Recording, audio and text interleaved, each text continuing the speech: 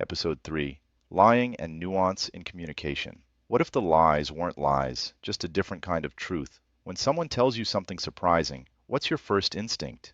Do you believe them, or do you immediately suspect they're pulling your leg? Your answer to that question probably says more about where you grew up than about your personality, and I learned that lesson the hard way, by accidentally convincing the people around me that I was a liar. Growing up in Brazil, a certain kind of communication was simply part of the air we breathed. Conversations often started with a joke or with a deliberately false statement, something outrageous enough to catch you off guard, before the speaker eventually let you in on the truth. We grew so accustomed to this that our default reaction to surprising news wasn't, "Really?" or "Are you serious?" It was, "You're lying," said not with anger, but almost as a reflex. A cultural handshake. I remember my mother once telling me, very calmly, that I had failed 3 subjects at school. I was devastated, until she revealed, smiling, that those were actually my lowest scores, but still passing grades. Gate monitors at school would tell children their parents weren't coming. Relatives would call the house pretending to be strangers. Adults would play pranks on kids until they cried, at which point everyone knew the joke had gone too far. There was almost a craft to it. The best storytellers were the ones who could keep a straight face the longest, and everyone understood the game. When I moved to the United States at 17, I assumed the whole world communicated the way I did.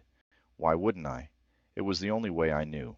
So I kept playing the game. I would say something untrue with a perfectly straight face, answering a question, starting a conversation, wait for the reaction, then reveal I was joking. Back home, that would have been met with laughter, a groan, or a shove on the shoulder. Here, I was met with something much harder to read, a quiet, slightly wounded look, as if I had just done something unkind.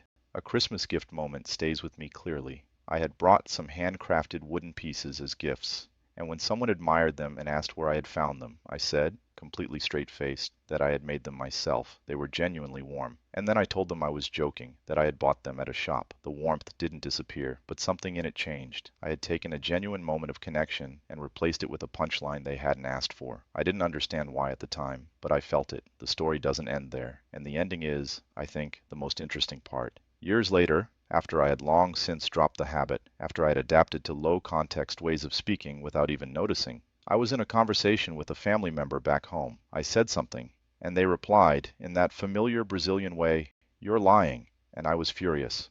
Why would I lie to you, I thought, out of nowhere, about something this ordinary? And then, almost immediately, I caught myself, because I remembered. That's not an accusation, that's how we talk. That's how I used to talk. I had been so thoroughly recalibrated by years in a low-context environment that my own native communication style felt foreign to me. I had become, without realizing it, exactly the kind of person my teenage self used to confuse. The mental software, it turns out, can be rewritten. It just takes longer than you think. And the rewriting happens quietly, without asking your permission. The next time someone's communication style catches you off guard, whether it seems too blunt, too evasive, too playful, or too literal, it's worth pausing before you decide what it means about them, because chances are they're not being rude or dishonest or strange. They're just running a different program, not to judge, to understand. Next time, we travel to Iran, or rather, Iran comes to us.